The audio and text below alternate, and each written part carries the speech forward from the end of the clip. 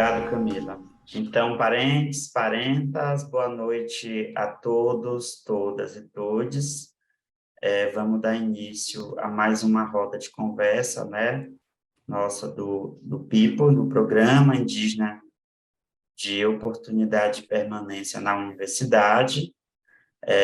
Iniciaremos essa roda de conversa. A roda de conversa é mais uma das nossas atividades, né? Ligada ao nosso eixo de formação política. E nesse momento é um momento de aprendizado, de troca de conhecimento, de informações. A gente sempre convida algum dos nossos parentes que já passaram por aqui, a gente convida sempre com um calor no coração, né, para sugar um pouco das informações, sugar, que eu digo no bom sentido, de aprender muito mais e conhecer um pouco do que, né, os nossos parentes têm feito e o que também eles podem contribuir com a nossa formação política.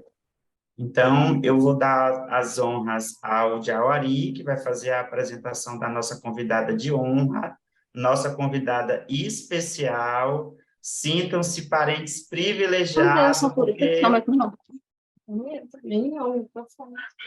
tem alguém com o microfone ligado. Eu convido Eric Vane, seu microfone está ligado. Obrigado. Então, sintam-se honrados e privilegiados com a presença da parente da Yara Tucano, na qual eu já agradeço, né, pelo ter aceitado o seu convite. E, Camila, você pode.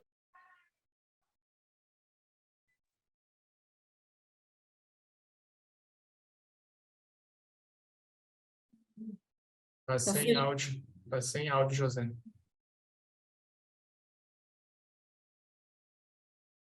Camila, você desligou o meu? Pois é, gente, eu ainda estou, sim, aprendendo, foi sem querer, desculpa, Zé. Não era para ter sido o seu, acho que eu desliguei geral. Foi mal. Tá bom, então eu vou iniciar, porque a gente está gravando e a gente precisa depois colocar isso na plataforma. Parentes, boa noite, sejam todos muito bem-vindas, bem-vindos e bem-vindes. Mais uma roda de conversa, no Programa Indígena de Permanência e Oportunidade na Universidade PIPO. A nossa roda de conversa, ela faz parte de uma das nossas atividades, do eixo chamado Formação Política, e mensalmente, como vocês sabem, a gente convida um parente, uma parenta, para fazer parte desse momento, que é um momento de interação, um momento de troca de saberes, de experiência e aprendizado entre nós, né? Sintam-se todos honrados pela convidada de hoje, a nossa parente aí, Dayara Tucano. Um pouco mais à frente, o Jauarivu vai fazer as honras à nossa palestrante, que vai trazer aí um pouco das suas vivências, das suas experiências e um pouco do seu conhecimento para deixar esse momento mais agradável do que já está. Então, já inicio fazendo esse agradecimento à nossa parente Dayara Tucano. Sentimos muito honrados e honradas com a sua presença. Não foi fácil, viu, gente, conseguir uma agenda, um momento desse na agenda da nossa parente Dayara Tucano, mas que bom que deu tudo certo. Jauri, então, é com você.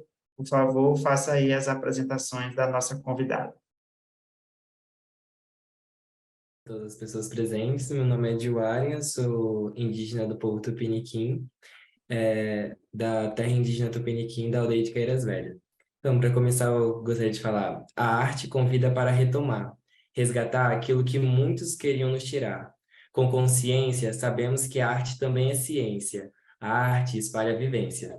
Nossa convidada de hoje é a artista plástica Dayara, do povo Iepamaçã, popularmente conhecido como povo tucano. Ela tem graduação em Artes Plásticas e mestrados em Direitos Humanos pela UNB. Um dos seus projetos atuais é a Festa no Céu, projeto comissado para a próxima Bienal de São Paulo.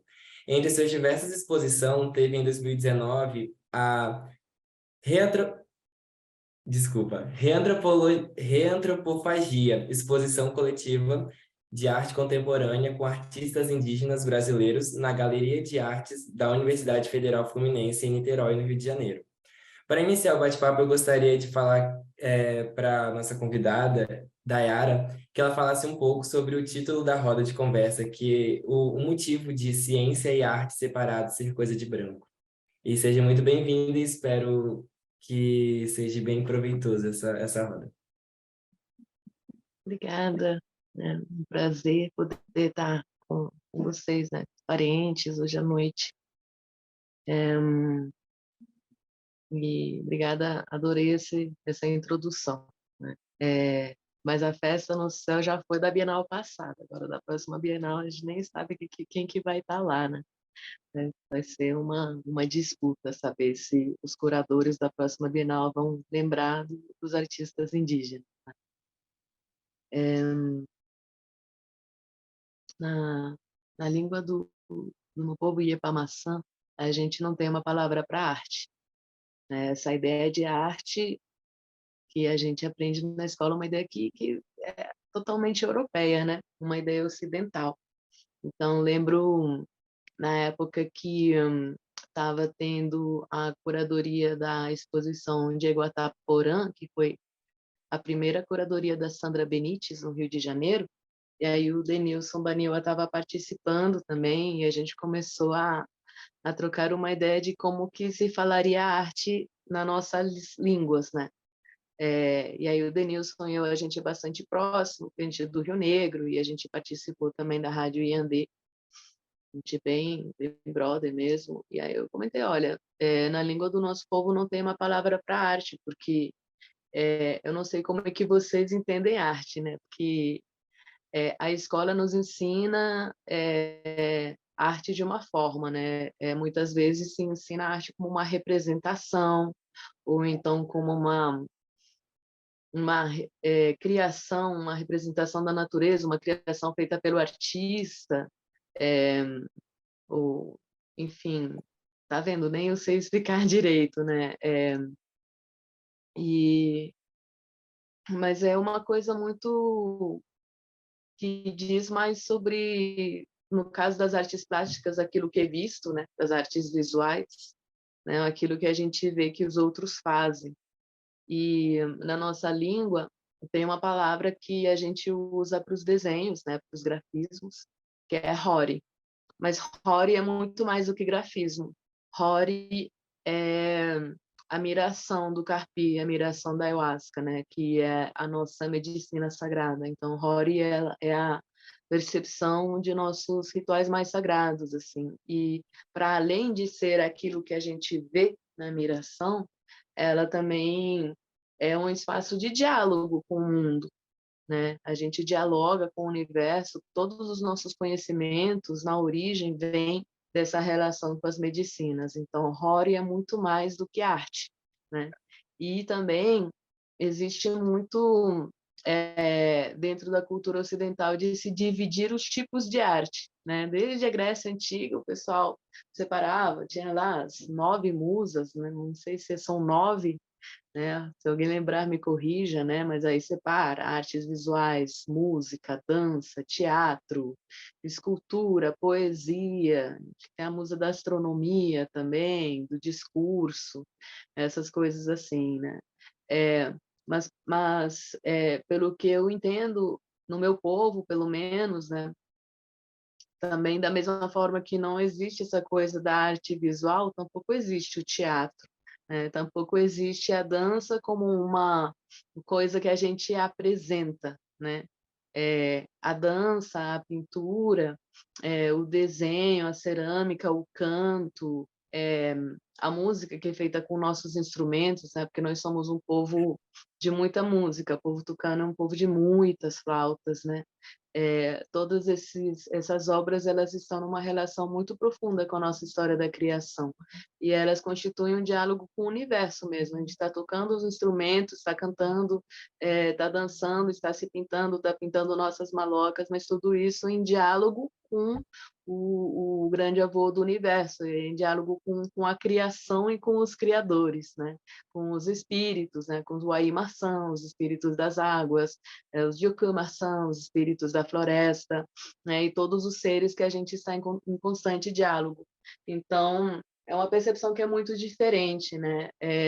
Do branco. E, ao mesmo tempo, da mesma forma que arte para nós não é uma coisa separada dos demais conhecimentos, né, das nossas ciências, porque o espaço em que isso se manifesta também é um espaço do aprendizado, né, das passagens de conhecimento, das práticas de medicina, de cura, do conhecimento das histórias, né, está tudo interligado. Então, essa visão separadinha em caixinhas é uma coisa tipicamente de branco, né?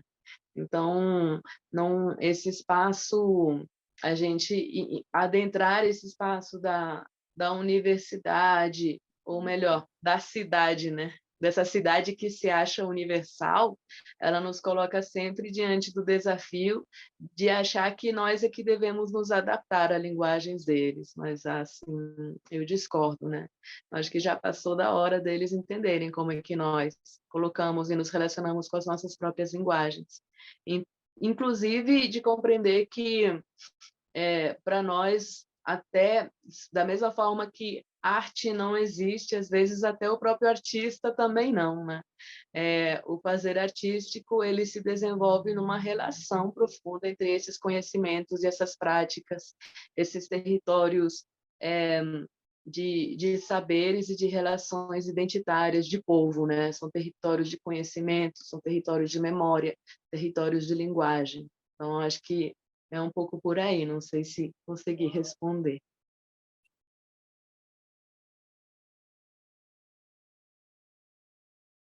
E aí?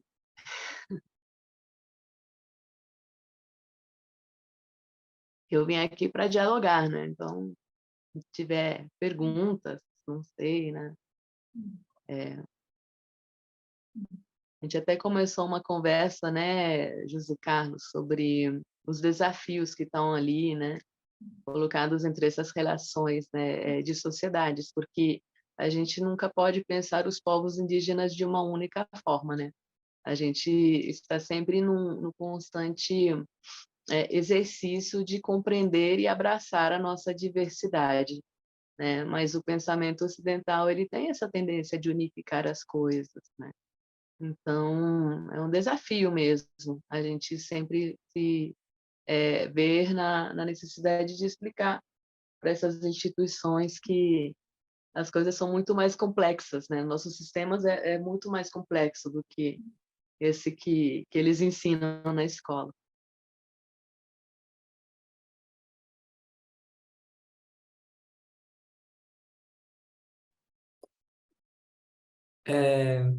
Então, eu gostaria de fazer uma outra pergunta também sobre uma coisa que vem perpetuando ultimamente. É, tem muitos indígenas no meio artístico que estão utilizando a arte para fazer denúncias do que acontece dentro dos seus territórios. O que você vê como isso pode ajudar que a nossas lutas resistência? Então, eu acho que é muito importante, né? Até porque, no caso, acho que a arte ocidental, assim, a arte ela tem muitas funções, né? Além de ser expressiva, além de ser bela ou não, né? A arte ela constrói mundos, ela tem uma função política e a representação dos povos indígenas na arte ocidental, ela também serviu durante muitos séculos para uma finalidade política bem explícita, que é o genocídio de nossos povos. Então, se você vai estudar história da arte, no livro de história da arte mundial, ou, né, naqueles que são bem enciclopédicos, ou naquela velha história da arte do Brasil, você vê que a representação do índio, entre muitas aspas, né, a gente não gosta tanto assim dessa palavra, a representação do índio, o índio morto, é o índio diminuído, é o índio escravizado, é o índio ajoelhado na frente de uma cruz, né, que está passando por esse processo de assimilação para se tornar um brasileiro.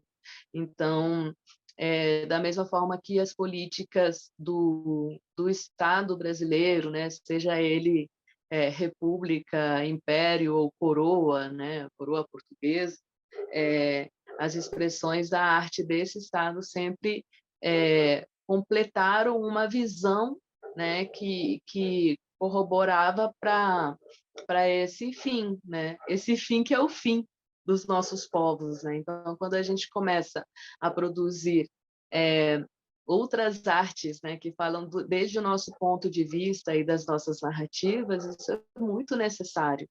É muito necessário tanto para mostrar que a história está muito mal contada, né? Que tem uma parte que não foi nem ouvida nem vista, né? Então, se eles acham que não vão ver, a gente desenha, né?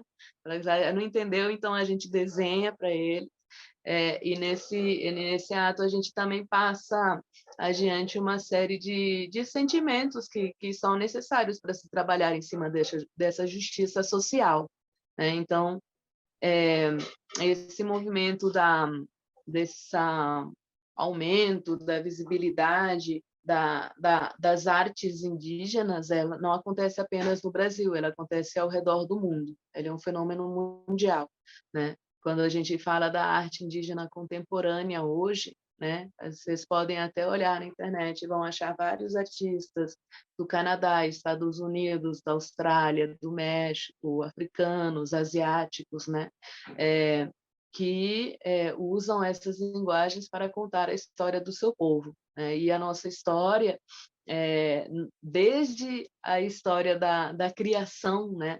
Desde as histórias tradicionais de nosso povo, mas também a história contemporânea, também a história do contato, né? Também a história do extermínio, né? Eu acho que é um exercício da memória que se faz através dessas práticas artísticas, né? A gente precisa colocar isso à vista para entender, né? E também nos articular não apenas para que a gente possa ter acesso a essas imagens, mas a sociedade abrangente, né? Então, hoje, felizmente ou não, mas eu acho que é feliz, sim. Pelo menos, né, nós temos uma geração de artistas que está ganhando cada vez mais visibilidade a ponto que essas artes estão chegando aos livros escolares, por exemplo. Está caindo no vestibular, tá chegando finalmente nas emendas das universidades, né? E esses professores que antes não sabiam nem o que falar a respeito, agora se veem na obrigação de ter que falar, por mais constrangedor que seja, né? Porque a gente ainda está num momento de muito constrangimento, sabe? Ainda não é uma coisa muito naturalizada, nós enfrentamos muito preconceito em todos os espaços, né? De, por exemplo, querer desqualificar a arte indígena porque nós estejamos usando outros materiais ou ferramentas que não sejam necessariamente apenas os tradicionais. Mas também, se a gente usasse apenas os materiais e as ferramentas tradicionais, então eles continuariam nos taxando como artesanato, como uma arte menor, como se fosse uma coisa de um tempo passado, né? Então, a brincadeira desse mote do contemporâneo é justamente desafiar com relação a isso, dizer que nós sempre fomos contemporâneos, né? Nós fomos contemporâneos em 1500, 1600, 700, 800, 900 e vamos ser nos 2000 também, né? Porque nós fazemos parte da realidade e a nossa realidade tem que ser ouvida, vista e abraçada por todos.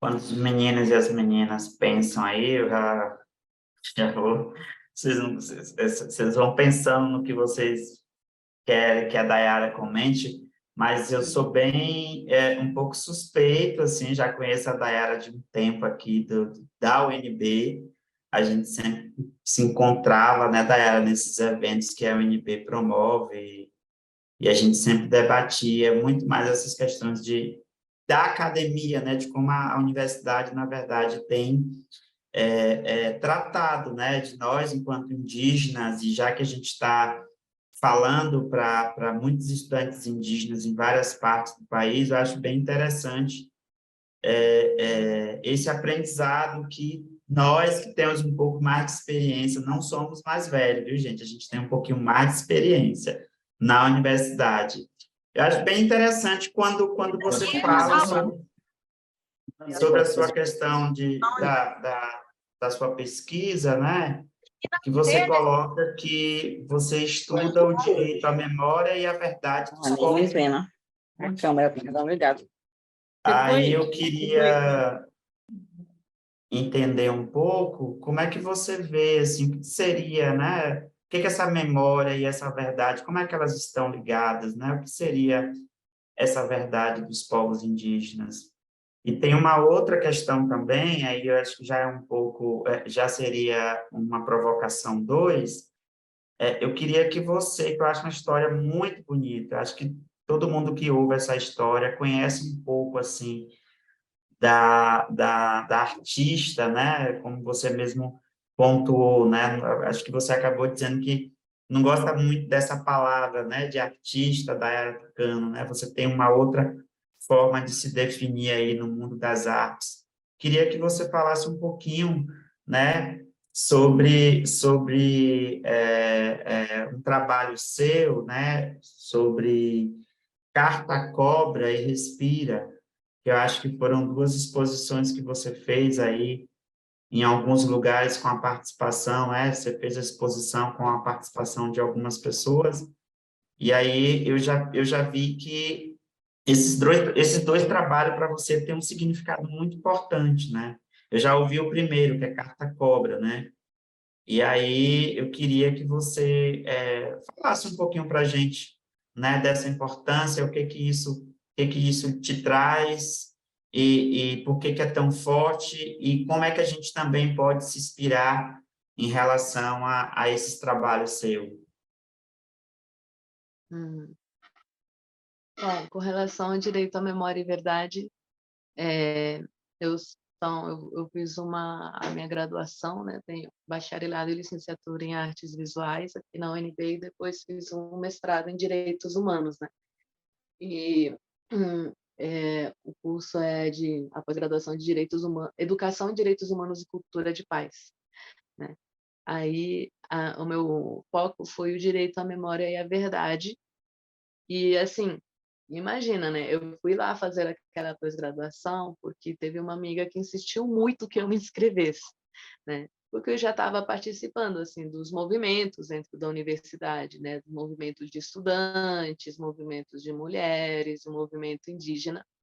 E a gente se conhecia mais das lutas, assim. E aí estava tendo a vaga para pós-graduação e ninguém tinha se inscrito. Então, ela insistiu muito para que eu me inscrevesse, para que o curso não perdesse essas vagas. Eu acabei topando e entrando, mas para mim foi muito desafiador, porque a minha formação é em artes, né? Geralmente, quem vai estudar direitos humanos sai do direito, da ciência política, das ciências sociais, né? Então, para mim, foi uma graduação e uma pós-graduação ao mesmo tempo. O direito à memória e verdade é uma noção que nasceu depois dessas experiências de abstenção democrática, né, das ditaduras na América do Sul. E durante esses períodos de ditadura, quando se volta à democracia, né, se debateu sobre os crimes cometidos contra o Estado, aliás, pelo Estado, né, contra a população.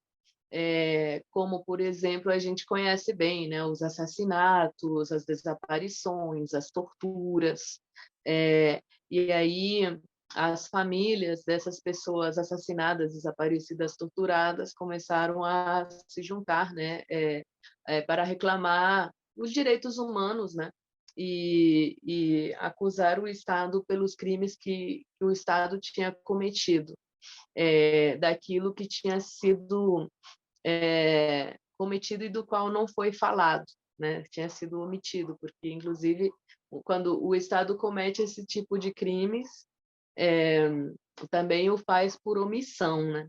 Então, aqui no Brasil teve a Comissão Nacional da Verdade, que é a Comissão Nacional da Verdade e Memória, também, de certa forma, né? Para falar dessas histórias, né? Que foram silenciadas por esses processos políticos mesmo, né?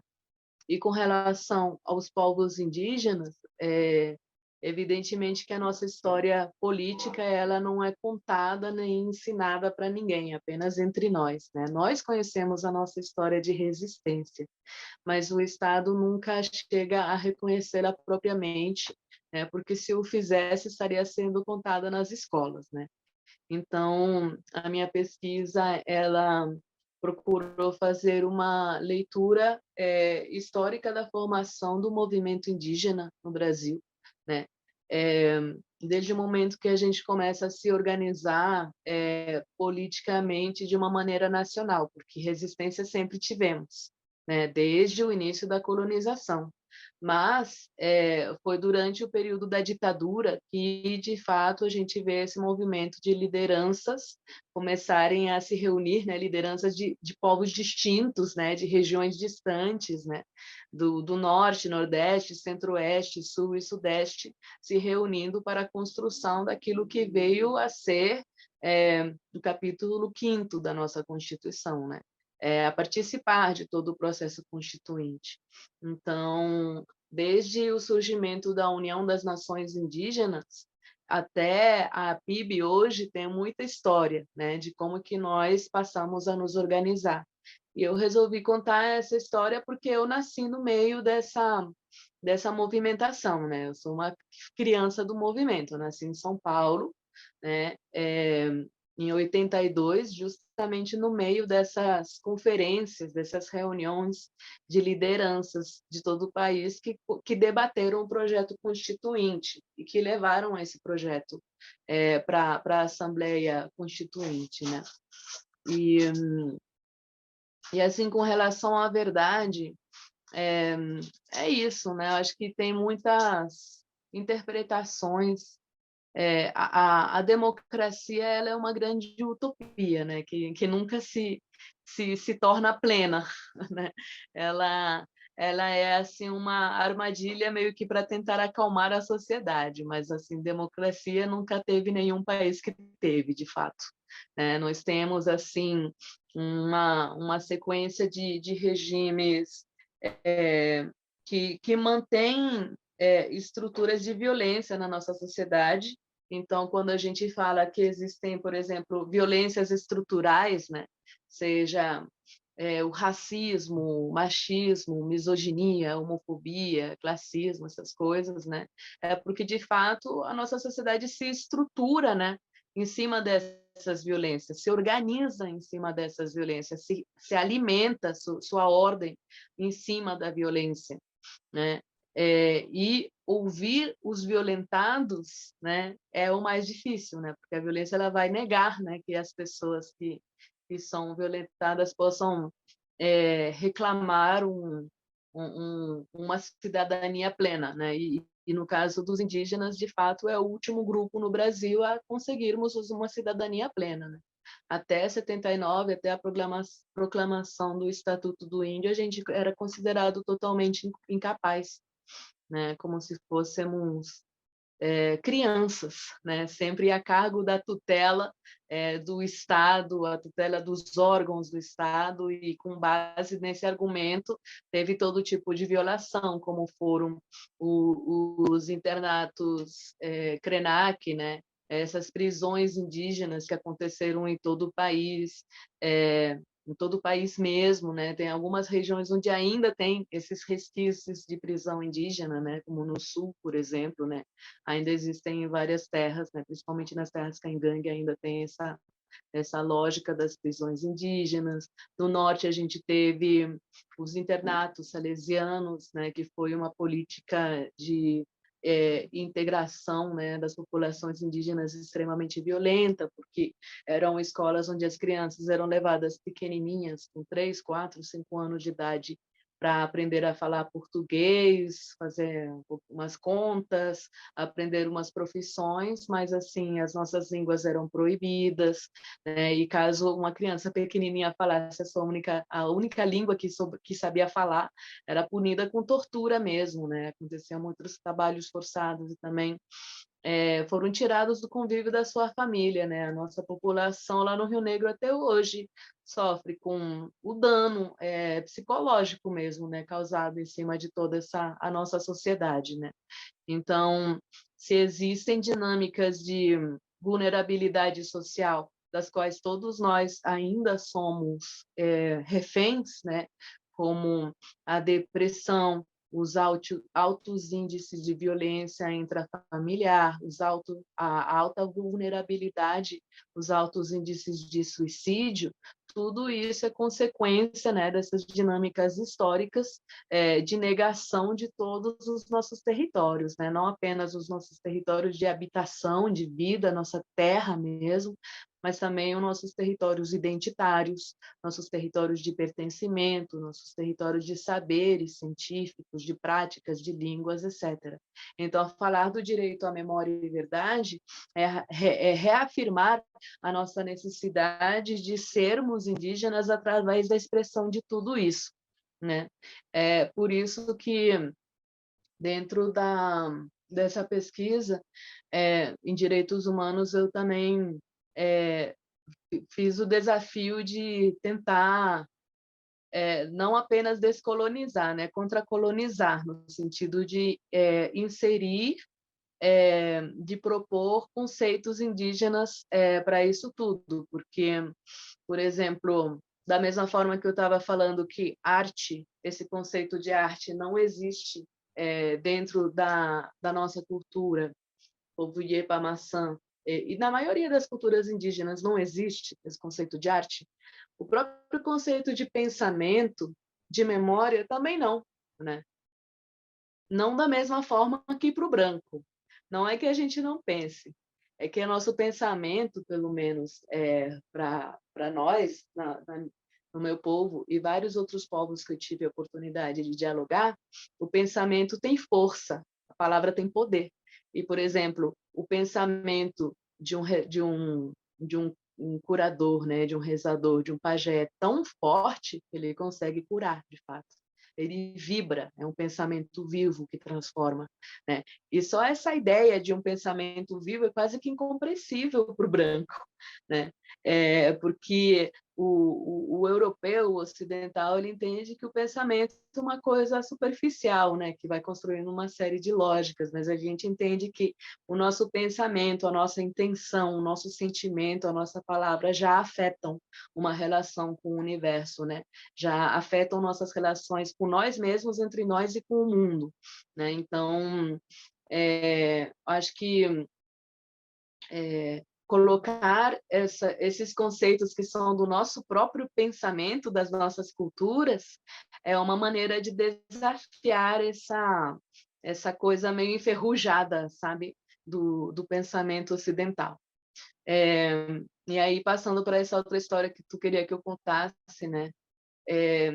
Você vê como é que é o branco, não sei, quem teve que prestar vestibular, quem foi para a escola, quem fez segundo grau, geralmente teve que estudar sobre a Semana de Arte Moderna, porque no Brasil, dentro da história da arte, a vanguarda brasileira que a gente teve, vanguarda artística, foi a vanguarda de 20, né, da semana de 22, que é essa Semana de Arte Moderna, onde vai ter esses destaques do Oswald do Mário de Andrade, da Tarsila do Amaral, Anita Malfatti, essa galera assim que fez uma ruptura estética, né? Trazendo essa onda dessas vanguardas que já tinham começado na Europa por conta dessas fracturas culturais que surgiram das guerras mesmo, né? E que rompiam a estética porque é isso, né? Não vou dar uma aula de arte, mas assim, não eram mais pintores que estavam representando as coisas supernaturalisticamente, né? Já estavam partindo para outras expressões mais abstratas. E o modernismo no Brasil, então, ele é conhecido como o momento em que os artistas brasileiros começam, de fato, a fazer uma arte que é realmente brasileira, né? Que parte de outras referências além das europeias. Mas isso, cada um no seu contexto, né? E aí, no ano passado, né, 2022, foi comemorado o centenário da Semana de Arte Moderna, e acontece que a semana de 22, eles fizeram no Teatro Municipal de São Paulo, que é um prédio onde eu nunca tinha entrado, assim, porque é um prédio, assim, bem elitista, assim, eu não sei se tem algum estudante aqui, né, de Manaus, né, ou que tenha passado por Manaus, mas, assim, Manaus tem tem o teatro, né, de Manaus, que é tipo todo construído com aquelas pedras alemãs, que tem aquela cúpula cheia de ouro. E eu lembro quando eu era criança que a gente não podia nem entrar no teatro porque tipo você não podia entrar de chinelo no teatro, não podia entrar de bermuda no teatro, é um lugar super elitista, né? E o Teatro Municipal de São Paulo, ele também é esse tipo de espaço, ele é uma ópera, né, nos termos da arquitetura europeia, né, e tem uma sala que ela é uma releitura da Sala dos Espelhos do rei Luís XIV da França, um salão dourado, cheio de espelhos, assim, super brega, e que era o lugar onde a elite paulistana, né, desses escravocratas, donos dos cafezais e donos dessas indústrias do início do século XX, iam para passear e se tivesse celular ia ficar tirando selfie, sabe? Porque era o lugar para se mostrar socialmente, né? Então, quando esses modernistas ocuparam aquele espaço de super luxo, foi um choque, e foi o que fez o auê do momento. Então, para rememorar, né, essa semana de 22, teve uma exposição de artistas contemporâneos brasileiros e também com algumas obras desses modernistas, né? Lá tinha obras da Tarsila, da Anitta, né? E também teve essa curadoria que convidou artistas pretos, artistas indígenas, que nunca estiveram nesse tipo de lugar, como uma maneira de dar aquele tapa na cara da história da arte no Brasil, né? Porque apenas agora, no século XXI, é que a gente está vendo, de fato, esses artistas terem algum espaço, né? Não é mais apenas os artistas brancos, né? Aí, o primeiro convite que me fizeram, quando a curadora veio me convidar, ela me convidou para fazer uma releitura de uma pintura que tem no teto do teatro. E aí tem aquele salão dourado e o teto é enorme, tem uma pintura de 10 metros, quase 11 metros de largura por 4 de altura, assim, no teto, assim, bem grande, que representa o teatro grego. E que é uma pintura neoclássica, que foi pintada por um cara que foi professor da Escola de Belas Artes de São Paulo e que chegou a ser contratado como pintor oficial do estado de São Paulo. Então, o cara que era o ó do Borogodó, todo engravatadinho e tal, e era uma pintura assim daquela bem... aquelas ruínas gregas, uns palhaços gregos, uns gregos entediados naquela paisagem grega, né? Aí a curadora queria que eu fizesse uma releitura daquilo, só que eu fiquei meio revoltada. Falei, né? Desculpa aí o palavrado. Falei, porra, não está de zoeira com a minha cara, tá me tirando, né? Porque você tá me chamando para fazer uma releitura de um negócio gigante que ocupa o céu inteiro desse salão, coberto de ouro, tirado de terra indígena, né? com um trabalho forçado de escravos, escravizados pretos, né? Então, se você quer que eu faça uma tela reinterpretando essa daí, eu vou ter que fazer pelo menos uma tela do mesmo tamanho. Só que o cachê, né, o Prolabore para fazer para participar da exposição, era de R$ 2.000. E assim, R$ 2.000 não compra nem a tela para poder pintar. Assim, trabalhar com arte custa caro, né? Tipo, poxa, quantas vezes eu não tive dificuldade até para comprar o papel, né? Porque, assim, ter acesso a certos materiais, esses materiais também são muito elitizados. Eu falei, olha, com esse cachê eu não consigo pagar nem a minha passagem, quem dirá, então, a tela ou a tinta para poder fazer um negócio desse tamanho, mas, assim, já que você é a curadora super poderosa e tal, e tem os contatos, então se vira, tu pega esse teu anzol que achava que tu ia me pescar, né, achando que ia ser um cascudinho, né, no rio, tu pega até um anzol, tu joga lá pro seu pirarucu gigante, tu arranja um patrocinador para poder pintar uma tela desse tamanho, que eu sou capaz de pintar, se você quiser que eu pinte, eu pinto, né, mas você vai me dar todo o material para fazer isso. Ela ficou toda constrangida, ah, claro, querida, nossa, você tem toda a razão, sei lá o quê e tal. Aí foi lá, né, aí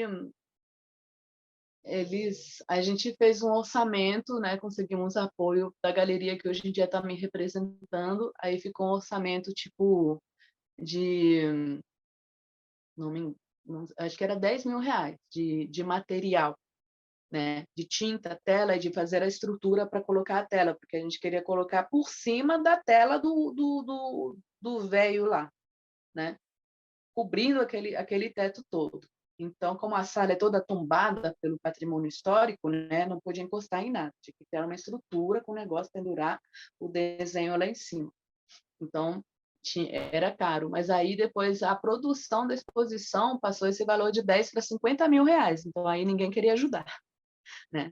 Ficou super caro, ficou impossível. Eu falei, então vamos fazer o plano B, né, que é, já que não pode ocupar o teto, eu vou fazer, então, uma pintura em vários espelhos, porque eu tinha feito aquele manto, né? Aquela obra que é o Espelho da Vida, que é um manto vermelho, né? Que é uma releitura do manto Tupinambá, mas que se chama Espelho da Vida, que tem esse espelho convexo, assim, onde é aquele espelho de fundo de garagem, né? Sabe, aquele que fica no canto da loja, que tu se olha no espelho, tudo fica pequenininho, né? Então, aquele espelho é para que as ricas poderosas se olhem no espelho, mas se veja bem pequenininha, não é para ficar enchendo o ego, né? Não é para ficar lá, né? se querendo na frente do espelho, um espelho que ele ajuda a gente a ver o que está em volta de nós, né? Aí eu falei, então vamos fazer um plano B, que eu quero pegar uns 30 espelhos, 40 espelhos de tamanhos diferentes, aí eu vou pintar em cima desses espelhos, e esses espelhos vão ficar no chão, refletindo esse salão dourado, que é um absurdo, né? Esse salão é um insulto para nós. Eu acho que esse tipo de salão, assim, para nós enquanto indígenas, ou então para nós enquanto pretos, né? Para nós enquanto pobres, aquele tipo de salão é insulto.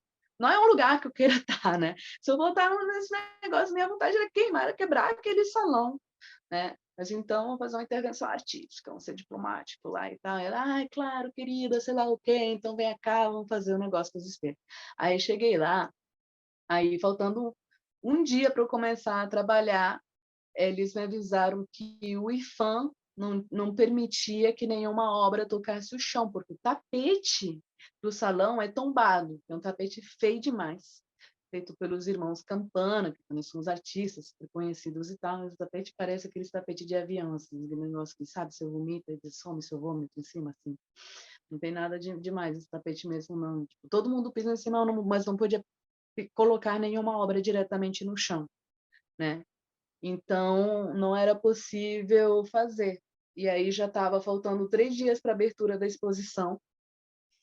Aí eu falei, então, bom, já que não está rolando, não rolou a pintura, não rolou a instalação dos espelhos, então o máximo que eu posso fazer é gravar um recado e escrever uma carta, né, para vocês. Ela fala, não, querida, então tudo bem, o que você precisa para gravar? Eu, me arranja um estúdio, né, já que não cabe nenhuma obra física, objeto, desenho, nada, me arranja um estúdio que eu vou fazer uma gravação, né, aí fiz uma gravação que para mim foi muito, muito forte, porque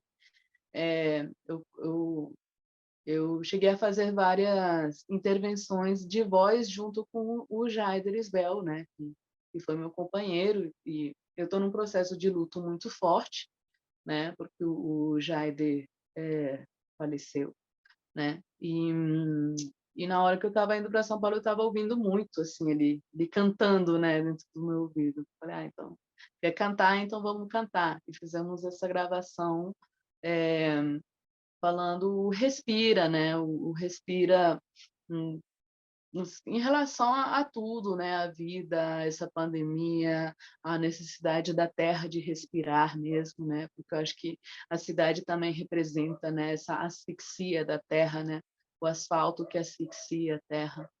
E aí eu estava assim, né? Estava bem cansada dessa impossibilidade de diálogos com a produção daquela exposição.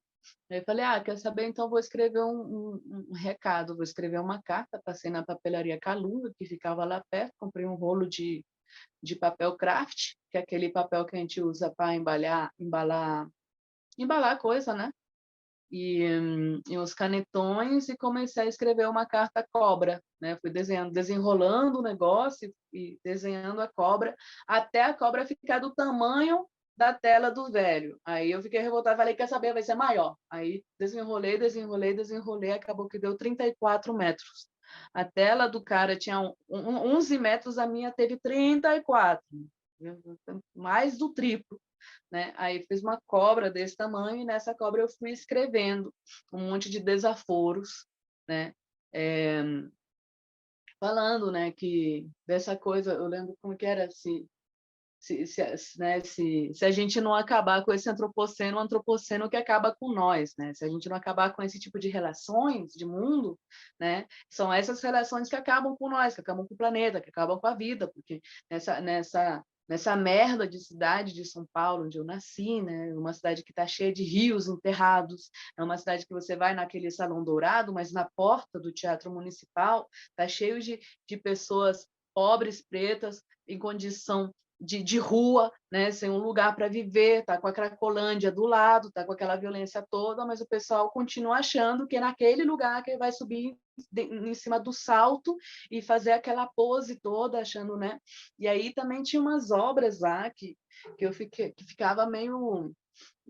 Tem obras ainda, mas assim, tipo, tinha um busto do Oswald de Andrade, tipo, tinha essa coisa, sabe, de celebrar o artista, fazer um busto do artista, sei lá o quê, essa coisa de colocar num pedestal. Eu acho isso de uma violência tão grande. Inclusive, tinha um cara lá, os desabafos, né, tá gravado, né, aí, um artista chamado Bastardo, que ele assina como Bastardo mesmo, tá, para chamar de Bastardo mesmo. E ele fez um negócio que, para mim, me doeu muito, porque ele pintou o Jaider, né? O Jaider tinha acabado de se matar e ele tinha feito 2 telas.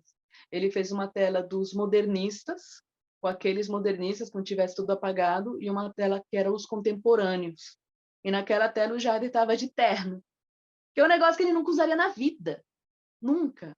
Porque o tal do Bastardo, ele tem uma tara de se vestir de Gucci, ele só quer se vestir de terno italiano, ele estava com brinco da Gucci, sapato da Gucci, terno da Gucci, boné da Gucci, cueca da Gucci, sabe? Um negócio assim, essa coisa bem favela venceu, olha como eu sou artista chique, só uso roupa cara, e eu acho isso também porque assim, eu não estou ali para isso, sabe? Tem uma coisa que é uma dessas armadilhas que a arte traz, né, da gente chegar num espaço que é considerado nobre, ou então que a nossa criação, a nossa arte começa a ser tratada como uma coisa nobre, mas assim, se é para se comportar como os brancos, não vale de nada, né? Então, assim, pessoalmente, a mim me dói muito, sabe? Essa coisa de ter um bastardo, né? Um autodenominado bastardo, que acha que o Jaider usaria um terno da Gucci, né? Porque a gente não está fazendo arte para isso, nunca esteve, né? Então, eu estava, assim, com muita raiva naquele momento. E aí escrevi aquela carta toda, depois enrolei a carta bonitinho, e aí estava todo mundo...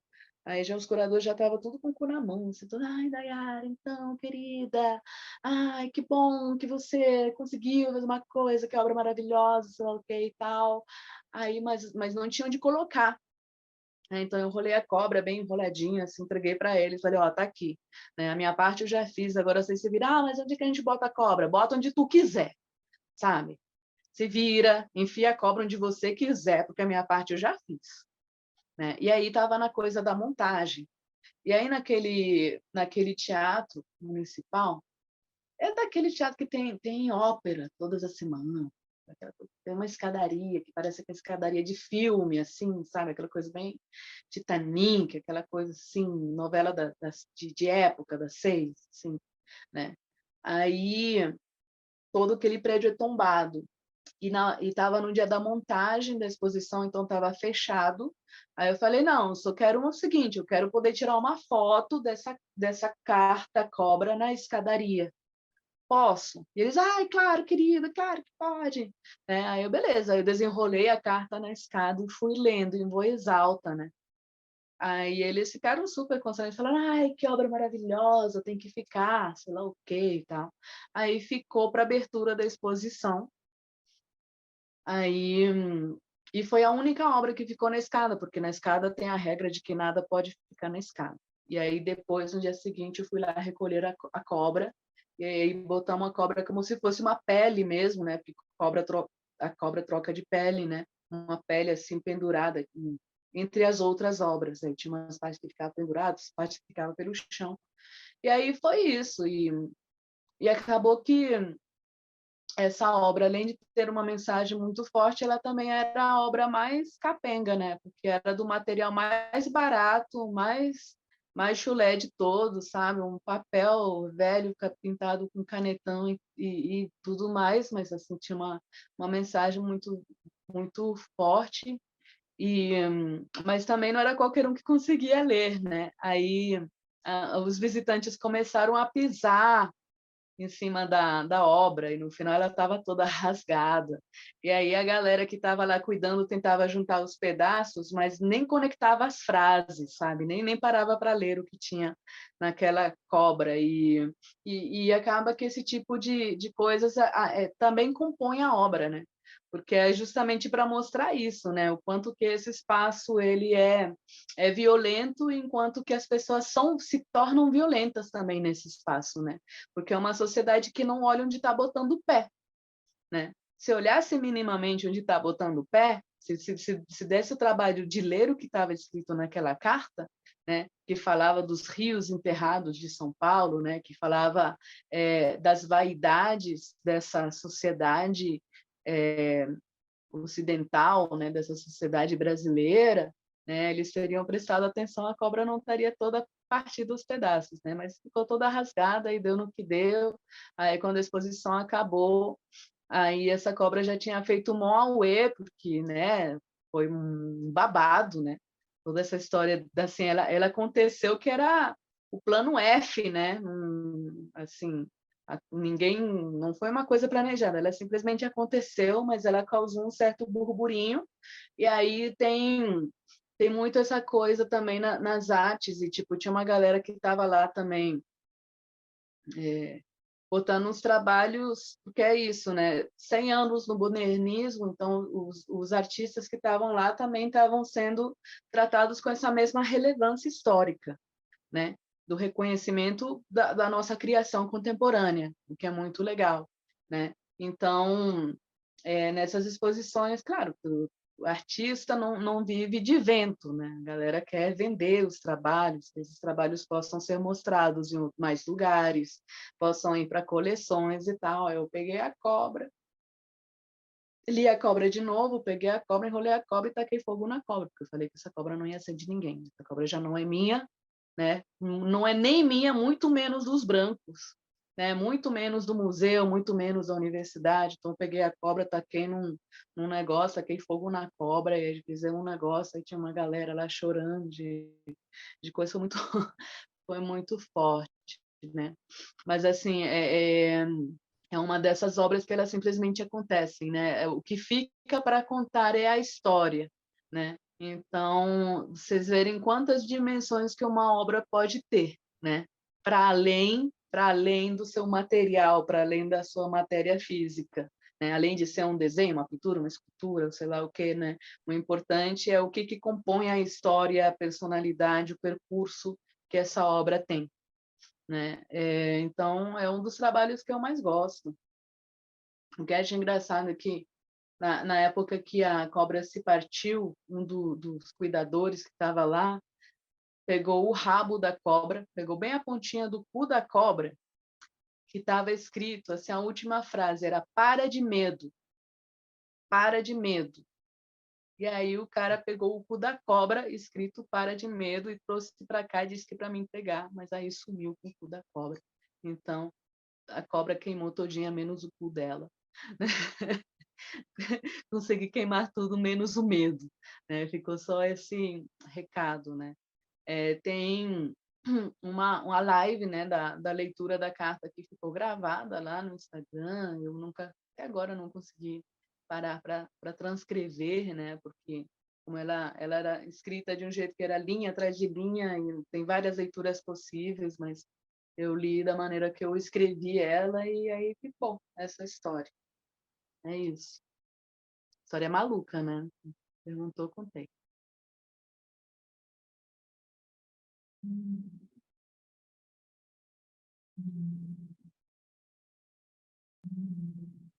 E aí? Aqui, Dayara, no nosso grupo do People, a gente tem vários alunos, alunas aqui que estão quietinhos, do mundo das artes, viu? E eu queria convidar esse pessoal para falar um pouco, falar do que eles estão estudando, que projeto que eles têm. Queria convidar a Pequei, queria convidar a Tutirê, queria convidar o Cureiti, que é o nosso fotógrafo, que vai participar, ou já participou da Bienal da Uni, né, Cureiti? Essa galerinha aí das artes para dialogar com essa figura incrível que é a Dayara, que está contando essas histórias ótimas para a gente. Se vocês quisessem contar um pouquinho do que vocês estão começando a escrever agora, né? Pelo menos Pequei e Tutirê. Pequei está falando sobre pintura corporal, Tutirê está falando sobre a estética do luto, do povo gavião, e o Cureiti está fotografando o mundo, né, Cureiti? Vamos aproveitar para conversar um pouco com Dayara, contar um pouquinho do que vocês estão fazendo na universidade. Bora, gente?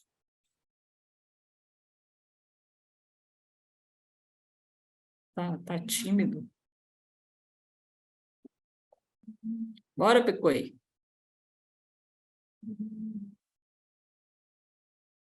Quero ver. Eu já fui curadora de uma Bienal da UNO. Foi lá em Olinda. Cureiti vai participar. Agora já participou, Cureiti? Como é que é? Eu já participei. E como é que foi? Abre aí Foi tua uma câmera, palestra. rapaz, para a gente te ver. Você é tão bonito. Eu tô deitado na rede. Uai, é melhor ainda.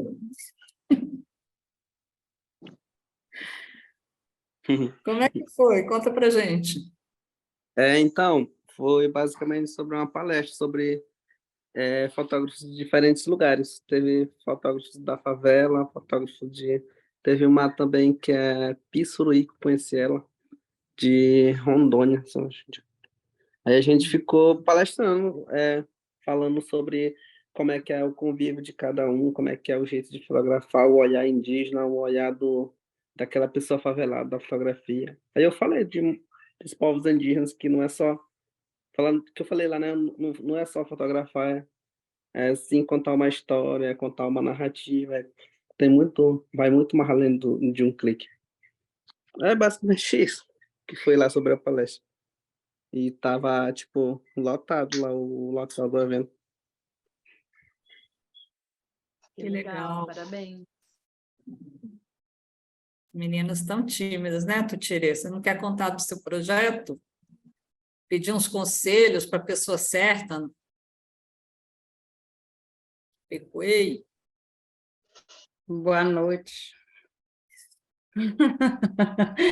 Ai, professora, eu não estou te falar muito, não. Eu Só sei. pensando. Mas quando você começa, você fala bem. Vai lá. Então, agora ela estava falando da... A gente pode da... te ver, Teixeira? Ai, A Tutirê gosta de cozinhar um feijão aí nas palestras, né? Ah, hoje ela não está na cozinha, não. Hoje ela está bonita, arrumada. acabei de chegar, porque eu entrei tarde, estava estudando. Então, igual ela está falando das obras da Tarsila do Amaral, dos outros lá também a gente viu bastante, mas só que nossas obras mais voltadas para a comunidade, tipo as pinturas, igual ela está falando das pinturas que era para ela fazer, se fosse até eu despachava ela logo, em vez de ficar batendo cabeça. Não quer dar as coisas, não quer, eu fazia, já dispensava logo, pronto. Então, aí do meu é sobre o luto que IKTG mesmo. Aí eu já adiantei um pouco, hoje eu já conversei com meu orientador também, por isso que eu cheguei tarde. Estava conversando com ele, está faltando mais algumas coisas para complementar meu trabalho, mas eu falei que está muito pouco ainda. Eu acho que é isso. Isso era para eu falar, professora, eu estou com vergonha. Isso também. Cadê a Pecoei? Pecoei, está cozinhando? Ela tá Tô, professora, tô. Boa noite, pessoal. Boa noite. Tô cozinhando, professora. Meu marido tá brabo, que eu cheguei agorinha. Ele é brabo, hein? Não é nada, eu conheço, ele é gente boa. Cheguei agora de noite. Quase eu não entrava, porque estava ruim a internet na rua. Conta aí um pouco para a gente do teu mundo nas artes dos brancos, nas artes dos indígenas, nesse meio, Ixi, Maria. nesse caminho aí que você vive. Conta para a gente. Eu me chamo, meu nome é Penquã, sou da Dininha Gavião, moro na comunidade QKTG. Eu sei que ela conhece, né? Eu sei que ela já ouviu muito o nome, né? Gavião QKTG, porque a Concita, né? Nós moramos aqui na aldeia QKTG, a Concita é a nossa liderança e é tudo aqui na aldeia. Então, o meu curso, ele é artes visuais, né? Nós já estamos para finalizar. Esse ano é o último ano e não está sendo fácil. Eu pensei que era fácil. Já estou para desistir, já falei para meus professores que eu não ia mais para a aula, que eu estou ficando, eu quero ficar velha, não doida. Ainda eu não estou com cabelo branco, eu não quero que meu cabelo fique branco logo. Não, mas é assim, eu vou falar, né, já iniciei falando do grafismo indígena, né, da marca da identidade do povo Gavião QKTG, né? E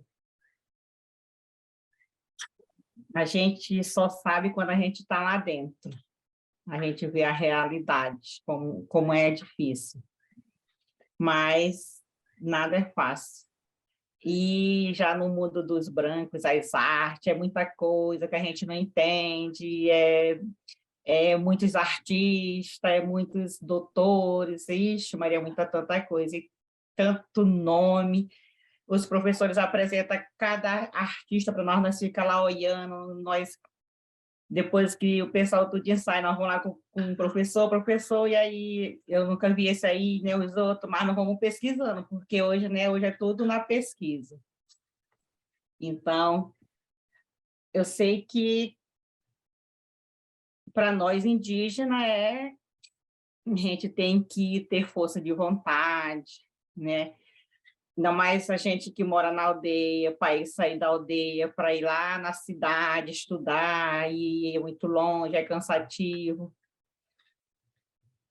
Então, eu vi que ela também, como é a palestrante de hoje, né? Nós estamos no mesmo caminho que ela iniciou, né? Antes, para fazer artes, é arte, né, professora Luciana? É isso daí. A Então, Pecoei tem um projeto muito legal, que ela vai descrever as pinturas e vai começar descrevendo os materiais, né, Pecoei? Que usa. É isso aí. Depois ela vai... Tudo. Isso. Depois ela vai descrever as pinturas de cada momento do povo dela. E acho que ela vai acabar pintando o orientador dela, não é não, Peco? A ideia não é essa? Oi? Vai acabar pintando seu orientador no final, Eu não é vou não? pintar tudo, tudo. Meu orientador, professor, colega. É isso daí. Então, essa- é bom, né? A gente. Eu também, eu não sou de falar muito, mas quando eu estou. Como é que o que eu posso dizer? Quando a gente quer se expressar, falar, às vezes a gente esquece até do medo, do nervosismo, da vergonha. Então, eu sei que a gente escuta tanta, como é que diz, aula, como é que eu digo, professora? Palavras técnicas, né? E a gente nunca ouviu. Aí a gente fica pensando o que que é. Por isso que nós hoje na sala, tudo que os professores passam para nós não pega lá do branco, nós pega voltando tudo a nossa comunidade, né? A nossa cultura. Porque eu não sei qual é a cultura dos brancos. E nem branco não sabe qual é a minha cultura, qual é a minha língua. Por isso que quando ele passa atividade, aí nós não pegamos os artistas, né, que eles apresentam lá no slide, manda a gente pesquisar. Nós já vem pesquisar os nossos velhos, né? Como era antes, como era antes, né? A vida deles, e que nem a professora falou, nas perguntas, pintura, nome dos animais, o que a pintura representa, qual é a brincadeira, porque tudo tem um significado.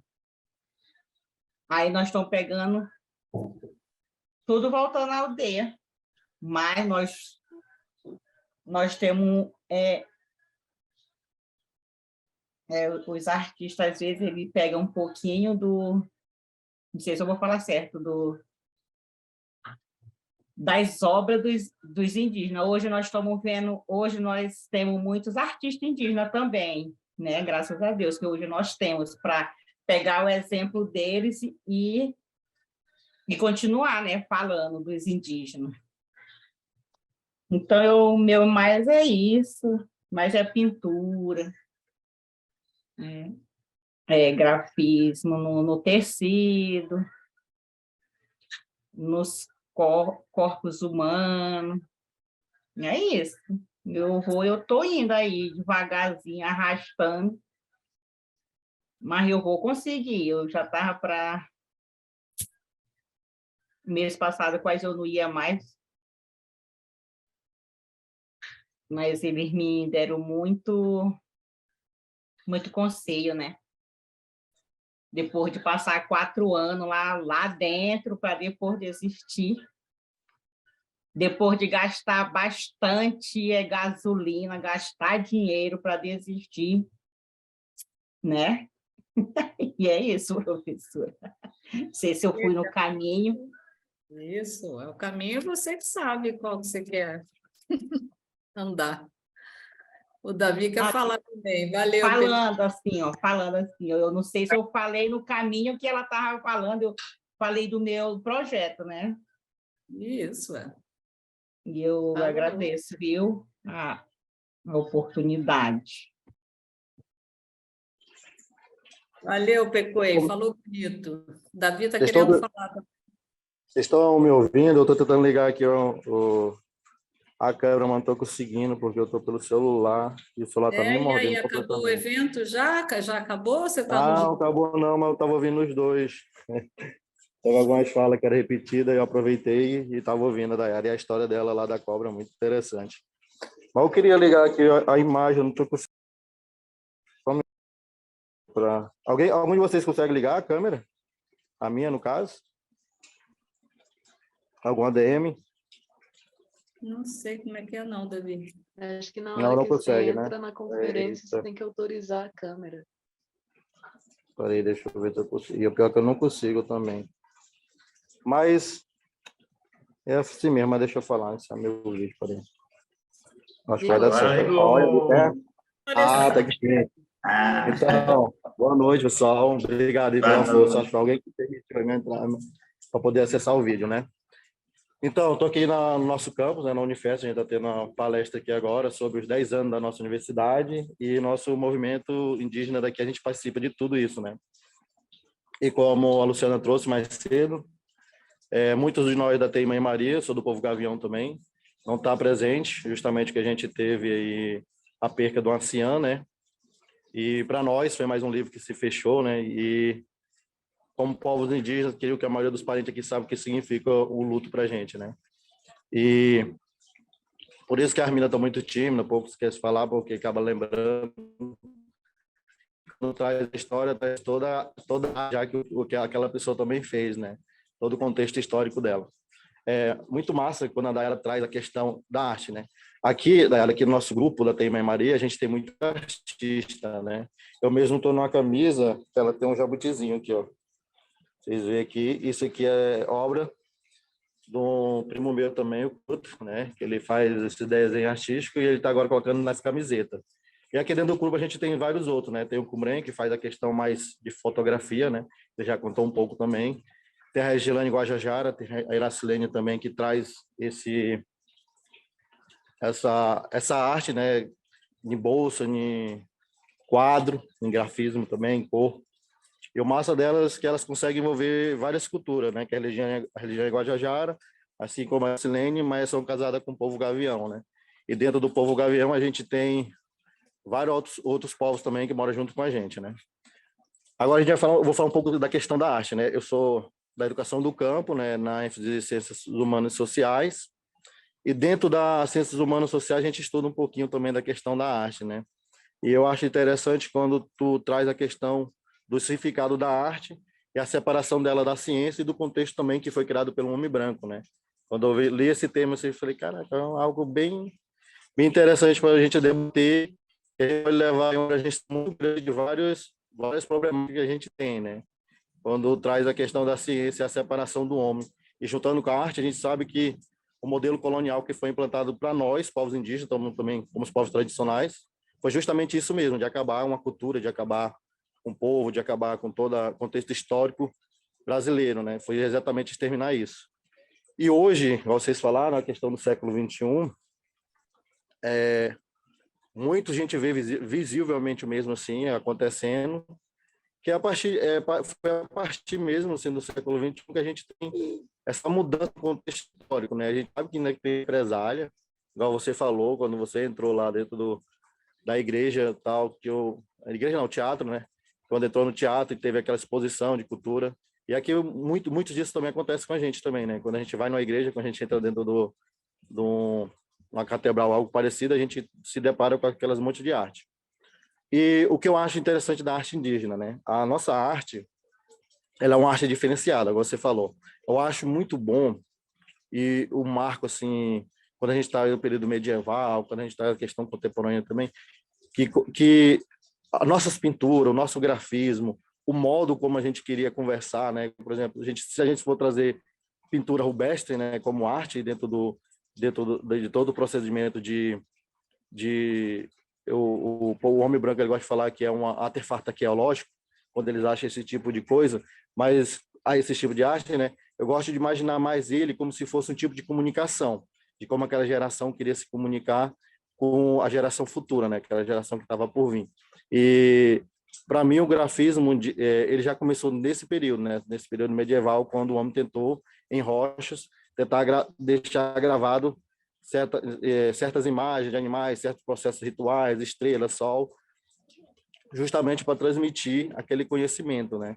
Então, quando tu falou isso, eu fiquei analisando, eu falei assim, realmente, os nossos povos, eles tentavam conversar com a gente, né? Num período que era muito mais do que milenar, né? Era para deixar justamente para aquela geração que quando chegasse aquele momento de ele ver aquela imagem, de ele ver aquela escultura, ele reconhecer que ali tinha um artista, né? Então, assim como você falou também, hoje, dentro dentro do modo ensino branco em si, vou falar, de ter profissionais, né, com característica de formação para poder nos representar, a academia, em muitas referências, ela cobra muito, né? Ela cobra aquela pessoa para poder estar tendo a referência dela, para poder estar dizendo, e isso é algo que eu sinto falta, né? Mas que a gente está evoluindo. Hoje a gente tem bastante pessoas como você, que a gente tem como referência, que dá para dar trazendo como referência. E eu, no meu TCC, né, as meninas que estão aqui da Pipolha já conhecem um pouco da história, eu trago essa questão também dessa necessidade, né, da gente ter essa referência. Tanto que eu trago, como a Picoi falou, né, tudo que a gente faz aqui, pelo menos dentro da universidade, da Unifesp, né, Universidade do Sudeste do Pará, a gente consegue, justamente pela gente ter o contato com a Unifesp, a gente consegue trazer toda essa questão nossa da comunidade para dentro da universidade. Eles nos permitem, mas justamente porque a gente constrói junto com eles todos os parâmetros e todos os métodos e metodologia ao qual a gente possa continuar na faculdade, né? E quando acontece esse tipo de coisa, a gente consegue trazer a aldeia para a universidade, né? E a gente traz muitas as nossas questões de vivências mesmo, né? E no meu TCC eu trago o tema a formação do sujeito indígena a partir das práticas e brincadeiras tradicionais, né? A formação do sujeito indígena, né? Aí nesse processo eu trago dois filósofos, que é o Jean Piaget e Vismonte, que justamente para debater com ele, né? Que é mais uma necessidade também que eu vi quando tu falou na questão do teu trabalho, né?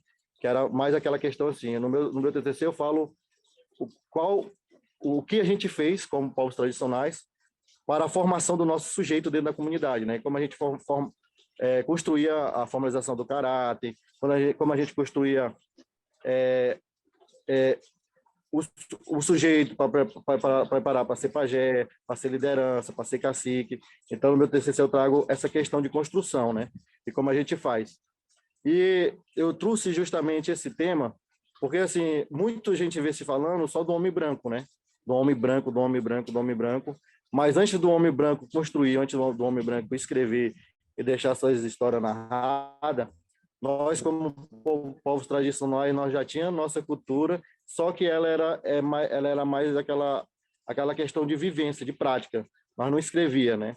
E o que a gente traz da nossa história? Justamente a arte, é o grafismo no corpo, é as pinturas, é as brincadeiras, é os rituais, é o nome de nossas brincadeiras, por exemplo, aqui nós somos gavião, né? Tu é tucano. Para nós, tucano vai ser um pássaro.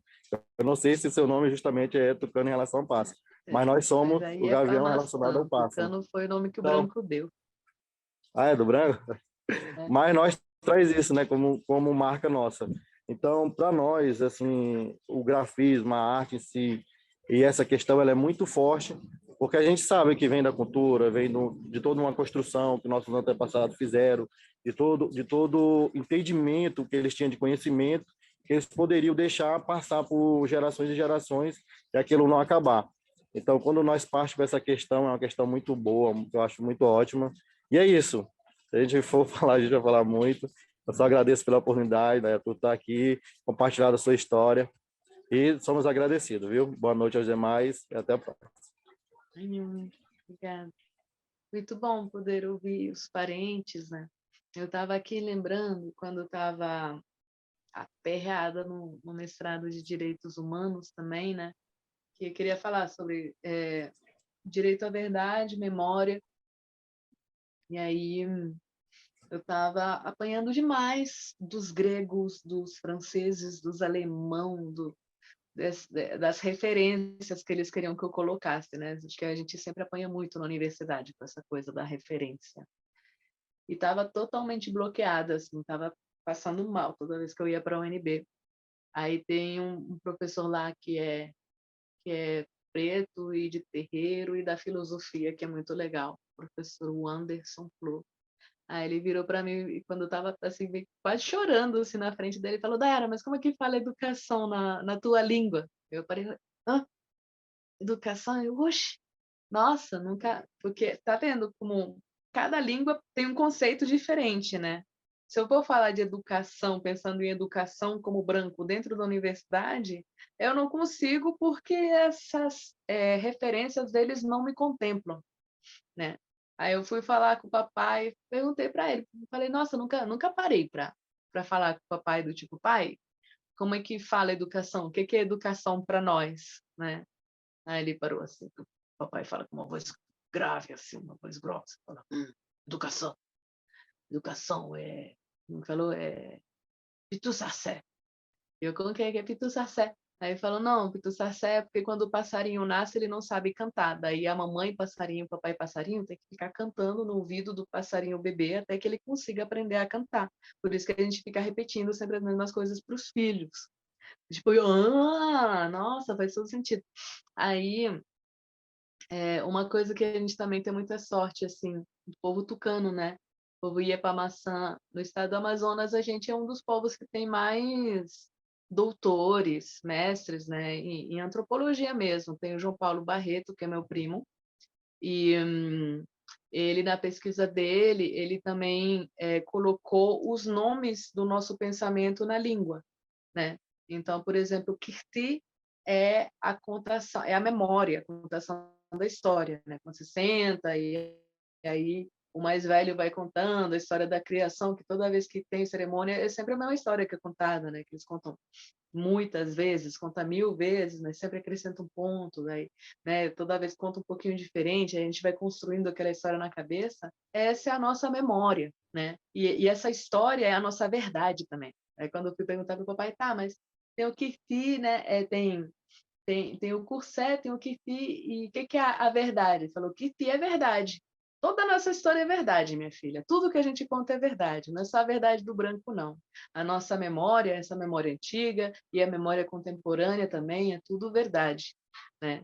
E aí, eu parando, inclusive, para ler, né? Para estudar o João Paulo mesmo, né? Porque eu também tenho esse prazer. Eu gosto muito de estudar o que os meus parentes estão escrevendo também, né? Até porque são meus primos mais velhos, são meus irmãos maiores, né?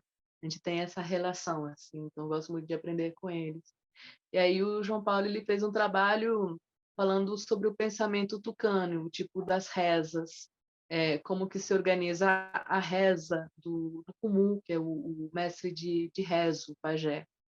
E aí ele fala dos tipos de povos que tem no mundo, porque para nós tem povos das águas, povos das pedras, povos da floresta, povo das estrelas. Tudo é povo para nós, né? Tudo que existe no universo é gente. E aí quando o pajé faz a reza, ele vai precisar dialogar com esses povos, né? Para poder curar, né? Você vai precisar de uma cura que vai ser mais trabalhada pelos espíritos das águas. Vai preparar uma medicina, você vai dialogar com o espírito da planta, para essa planta vir e trazer essa medicina para o corpo da pessoa que está sendo tratada, né? Então, aí eu fui perceber que os nossos grafismos, eles também têm suas histórias, né? Que a gente tem grafismo de povos das estrelas, de povos das águas, de povos das florestas.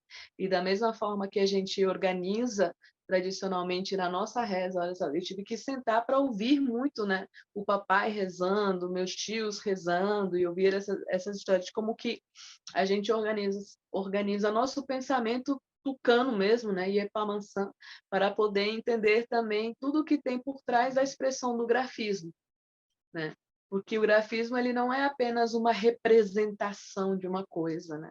Ele é uma escrita, né? Então, como a gente constrói um grafismo, é da mesma forma que a gente constrói uma reza, e cada reza é única, né? Cada desenho é único, né? Por cada corpo se pinta de uma maneira diferente, né? Cada corpo recebe essa pintura de maneira diferente, né? E essa tinta, essa pintura também é uma medicina para esse corpo, né? Também é feita em momentos específicos, né? Como são os batizados, as dietas, esses momentos do luto, né? O momento que pinta o corpo inteiro, o momento que não pode se pintar, né? o momento em que se pinta a casa, que se pinta os objetos, né? Qual é a pintura que está no prato, que está na cerâmica, que está na panela, né? Tudo isso constrói esse mundo à nossa volta, né? E é uma das coisas assim que é muito sagrado, né? Então, por exemplo, quando eu vou falar do Hori, né, que é esse nosso grafismo para o branco, eu não gosto de dar muita explicação, não, porque é muito simples. Quando chega aquele branco alegre, né, falando, ai, que lindo, me explica o significado desse desenho.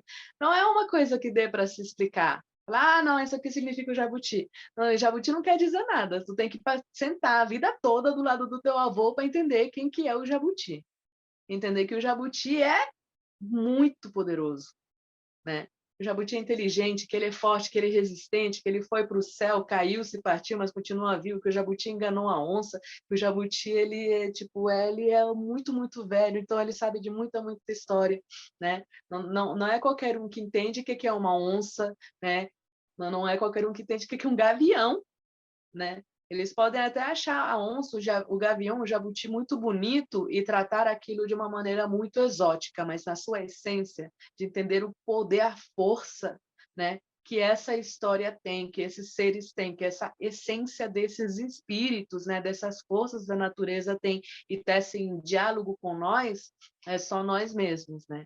E então tem uma parte dessa relação de compreensão disso que eu acho que é muito do nosso sagrado e também do nosso segredo, né? Tem coisas que a gente não vai passar, não tem obrigação nenhuma de passar para o branco, até porque eles não vão entender, também não são obrigados a entender, e também quando eles captam alguma coisa já querem roubar e já querem deformar, né? Já querem transformar em outras coisas, né? A gente está sempre nesse desafio da apropriação, né? Tanto da apropriação de nossa terra, quanto da apropriação da nossa ciência e quem dirá então da nossa cultura, né? Porque existem muitos jogos de poder que são feitos em cima disso. Mas ao mesmo tempo, assim, que eu acho que a gente precisa demarcar os nossos territórios, né, de físicos, a gente também precisa demarcar nossos territórios culturais e mostrar que as nossas culturas elas são vivas, são potentes e elas estão sempre em constante transformação, né, em constante renascimento, porque depende muito de nós, né, que a força delas possa continuar para as próximas gerações. Então, eu queria dizer, né, para os meus parentes, né, que estão de luto, que eu sinto muito, né, sinto muito mesmo. Inclusive, para mim, acho que para mim, para todos nós, essa pandemia foi muito forte, né. Uma das primeiras pessoas assim que eu perdi que foi muito, muito importante para mim foi o tio Feliciano Lana, que é tipo o primeiro grande artista do Rio Negro, né? O tio Feliciano, assim, ele foi o primeiro que começou a mostrar um trabalho de desenho com lápis de cor, depois com tinta e contando as nossas histórias, porque, na verdade, os padres tinham pedido para ele e para o tio Luiz contarem as histórias da criação, mas eles achavam que os padres não iam entender, então eles começaram a desenhar.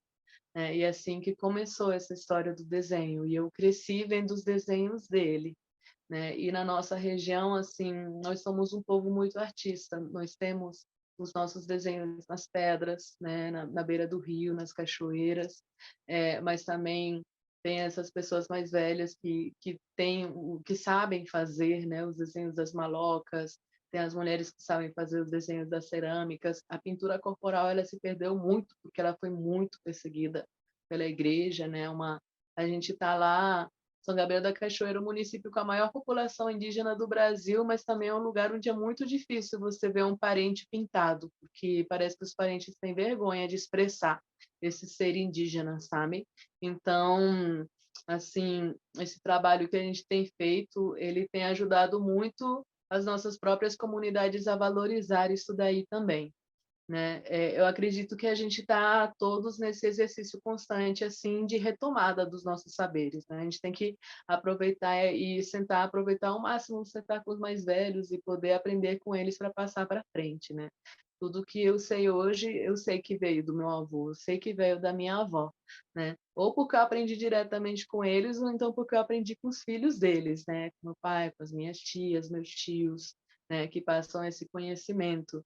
E Eu sei também que graças a essa visibilidade que tem acontecido, né, dessa coisa do sistema da arte, da gente estar na revista, no museu, na galeria, na exposição, sei lá o quê, né, mais importante do que chegar para a escola do branco, mais importante do que chegar para eles é eu poder ver, né, como que de fato os mais jovens da minha comunidade, do meu povo, também estão cada vez mais interessados em desenhar também, né? Eu comecei a ver recentemente, tem várias parentas, acho que principalmente as mulheres de Sana, né? Porque eu comecei muito a desenhar a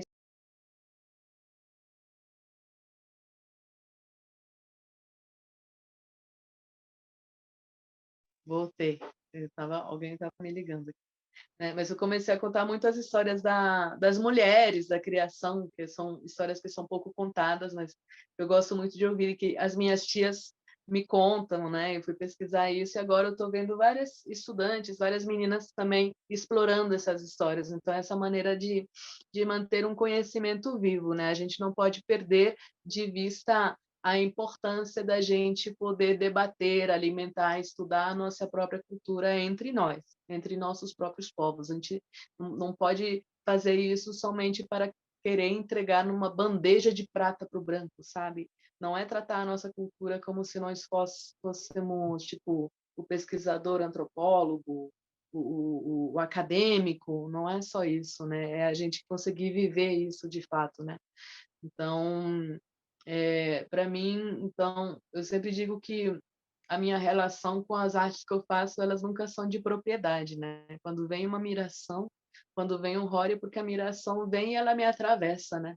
Então, o que passa, ela passa por mim em algum momento, né? Ou então preciso, sei lá, botar para fora isso, mas não sou eu quem está criando nada. Né? No nosso universo, é o mundo que se cria a si mesmo constantemente, né? Então, é isso, né? Eu acho que o mundo das artes tem muitos desafios, assim. Ainda vai demorar muito tempo para os brancos não ser tão cabeça dura na universidade, né? E entender que todos os nossos conhecimentos têm uma potência enorme. Eu acho que a gente também não tem que ficar se justificando, né, para o mundo ocidental o tempo inteiro. O importante é ir fazendo mesmo. Então, não se acanhe, né? Quem tiver aí vai apresentar seu trabalho, com certeza vai ser muito bem recebido. Está dando show já, porque a nossa presença na universidade ela é muito importante para a formação dos professores da própria universidade. E é para isso que a gente está lá mesmo, né? Para abrir essa trilha, para assentar esse terreiro para os próximos que vão pisar aí. E eu fico muito feliz de ver aqui também pessoas, né, parentes que estão estudando artes, porque eu estudei artes na UNB, eu sou do tempo em que ainda não tinha política afirmativa, né? Não tinha cota, não tinha vaga para estudantes indígenas. Eu fiz o vestibular, passei lá e tal. E para mim foi muito bom. Eu fui monitora de desenho, 1, 2, 3, 4 de ilustração científica, anatomia artística. Fui lá para aprender, experimentar tudo que eu podia. Eu acho que isso foi ótimo para mim. Me formei, mas assim, recentemente eu estava até conversando com uma amiga minha que está dando aula lá na UNB. Eu falei, poxa, na UNB, no curso de artes até hoje não tem vaga para parente. Porque é isso, né? O curso que decide se vai abrir vaga aqui na UNB, né? Não é obrigatório todos os cursos abrirem. E aí ela levou isso para o colegiado, aí a diretora do Departamento de Artes Visuais falou que eles ainda estavam se preparando para receber alunos indígenas. Eu falei, ué, nossa, que coisa, né? Então, se preparando, o branco sempre vai ter que se preparar, né? Mas isso não é argumento para não abrir vaga para a gente, né? Imagina o pessoal das artes inventando desculpa para não ter estudante indígena, sendo que a gente tem um monte de colega que está se formando no direito, na medicina, na UNB, então imagina a dificuldade que vai ser fazer artes, né? Já que eles acham que arte é curso de vagabundo, né? Claro que eles não têm preparo, mas isso não é argumento, né? Eles têm que se preparar para poder aprender com a gente e entender que esse sistema de pesquisa que eles impõem, ele não é tão tão sagrado assim, né? Que a gente também tem nossas próprias maneiras de pesquisar, de pensar, que a gente tem o direito de construir as nossas próprias metodologias, porque o nosso pensamento tem as nossas próprias metodologias, né? E isso a gente vai construindo, fazendo juntos, com a nossa presença na universidade mesmo. Então, força na peruca, né? Balança o maracá, bola para frente, diga o povo que avança, que a gente dessa universidade não vai sair desistindo, não. Ele vai sair com diploma, a gente vai sair abrindo, né, derrubando as barreiras que essa universidade tem. Legal. Dayara, antes de... Já está encostando no horário que a gente combinou, então, em respeito a você e os colegas que chegaram no horário, eu queria só pedir uma pessoa, que é o de Wairan, que começou te apresentando, fez uma apresentação linda, para ele falar um pouquinho também de como que é a vida dele nas artes cênicas da Unicamp, que é um curso tão concorrido, tão famoso. Como que é a sua vida de Wairan, lá na Unicamp, nas artes cênicas? Conta um pouco aí para a Dayara. Abre o microfone. Está com vergonha? Fala sério. O- eu ouvindo as histórias que os parentes estavam falando aí sobre a questão das dificuldades, né, de estudar, de entender e compreender também a arte das ocidentais, aqui foi uma das maiores dificuldades que eu senti. Tipo, teatro ocidental era um dos que eu caí de paraquedas e senti muita dificuldade. Só que aí vai nesse processo, né, da gente entender que, tipo, a nossa arte também é válida, mesmo que a universidade muitas vezes não mostre isso, a gente começa a fazer. E, sei lá, como eu sou na arte do corpo, eu tenho, acho que, um processo que ultimamente está me pegando bastante, é sobre a questão do estereótipo do que é ser um indígena corporalmente, porque a gente vê nessas áreas de trabalho que as pessoas querem, eles querem colocar a imagem do indígena sempre naquilo que os livros mostraram, sabe? Sempre o indígena de cabelo liso ou de pele mais avermelhada. E não é a realidade do Brasil. Tipo, eles apagam totalmente a história de outros povos indígenas, dos indígenas no geral, porque até mesmo os indígenas de cabelo liso assim são estereotipados de uma forma esse mercado de imagem, né? Mas é isso, eu acho que, tipo, eu tô aprendendo bastante aqui na universidade e também coisas que eu passo aqui, eu consigo, tipo, vincular com o que eu aprendi na comunidade, reviver memórias também, trazer para o meu fazer artístico. E é isso, eu gostei muito das suas falas, elas me impulsionaram para muitas ideias aqui. Obrigado. Ai, gratidão, que bom. Mas é isso, né, parente? Eu estava até mostrando para um amigo meu das cênicas essa semana mesmo, mostrando um pouco do que acontece lá na nossa região. É muito louco se quiser pesquisar depois, porque assim a cultura do branco é tão forte, né, que às vezes ela faz a gente engolir os próprios preconceitos que ela impõe, né? Então, por exemplo, lá em São Gabriel tem um evento que é o evento cultural mais importante da cidade, que é o Fest Tribal, que é como se fosse um boi-bumbá, assim, sabe? Meio caprichoso, garantido, só que não tem boi, assim. Mas tem competição de agremiações. E a nossa cidade, ela é tipo 98% indígena, então os grupos são os parentes se apresentando e dançando e contando toda uma história, uma coisa assim muito cênica, tem canto, tem dança, tem toda essa coisa da cena mesmo, uma competição. E só que tem uma coisa que eu não sei se tem aqui parentes do Rio Negro que vão ouvir depois, pode até me xingar se quiser, mas tem uma coisa que eu acho bem forçada que tem, sabe? Tem uma coisa que é aquela coisa da cunhaporanga, que é tipo a Índia bonita, que é a Índia gostosa do rolê, sabe? Aí a cunhaporanga, ela tem os movimentos que são da coreografia, que é tipo andando no mato, assim, saudando o sol, né? Tipo, tem umas coisas, cara, que estão lá e que são as coisas mais estereotipadas possível, né? E a gente vê os nossos parentes representando o tal do índio imaginado pelo branco.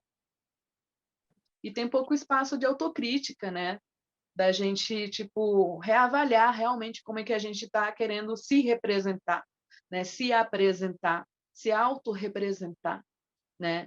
E fazer desse diálogo um processo de construção e desconstrução cultural. A gente precisa desconstruir essa cultura genocida, colonial, exoticista, né, que fica tratando a gente de exótico, né, que fica erotizando nossos corpos, né, essa coisa.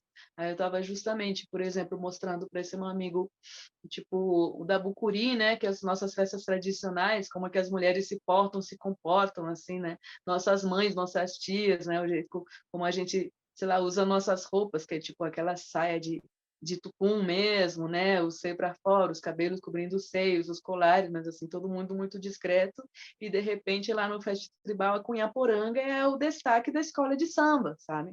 Tem que ter aquele corpo de atriz global, né? O corpo mostrando, né? Tipo, mostrando a bunda, essas coisas que, tipo, na nossa cultura, na nossa tradição, não é uma coisa que é da nossa cultura, né? A gente sempre cobre, assim, a genitália, a parte de baixo, cobre muito, né? Porque, enfim, são essas coisas, mas é uma coisa que a cultura popular, entre muitas aspas, também traz, né? E são, eu acho que tudo isso constitui debates que a gente precisa levar adiante mesmo, porque é muito fácil cair na caricatura, é muito fácil cair, né? Para nós mesmos também cair na caricatura que o branco faz, porque é aquilo que a gente vê na escola, porque é aquilo que a gente sabe que vai ter um público, sabe que vai ter atenção, porque aquele público é racista, então eles querem ver coisas racistas, né? Então, você na peruca vão fazer diferente. Tá? O Carlos estava me lembrando aqui, bem lembrado, que a gente tira uma foto para guardar de recordação, né, das nossas conversas. E é engraçado, né, Dayara, que eles não abrem a câmera em momento nenhum, mas agora eles vão abrir para a foto. Você vai ver cada lindeza. Olha aí, ó. Professora. Arrumando cabelinho, deixa eu arrumar meu também. Professora. Eu nunca vou Oi. entender. Eles Olha aí. arrumam o cabelo, passa batom, passa perfume. Professora. Olha Professora, essa galera, fala. eu aqui, né? O Lucas, eu só queria justificar a falta da Jerusa, é porque ela tá para a faculdade, ela estuda à noite. Ela escreveu, tá tudo certo. Certo, Ela né? mandou um recadinho aqui para gente. Aí eu não estava no início, mas eu estava ouvindo, viu, do celular da Clemilda, porque eu tô com uma abençoada aqui. Mas eu estava ouvindo tudo. Mostra ela aí, cadê? Ele. Ai, vem aqui, vem, pai. Ai, aqui, ó, titio aí, ó. Ai. Aí, a titio aí, ó. Oi! Olha aí.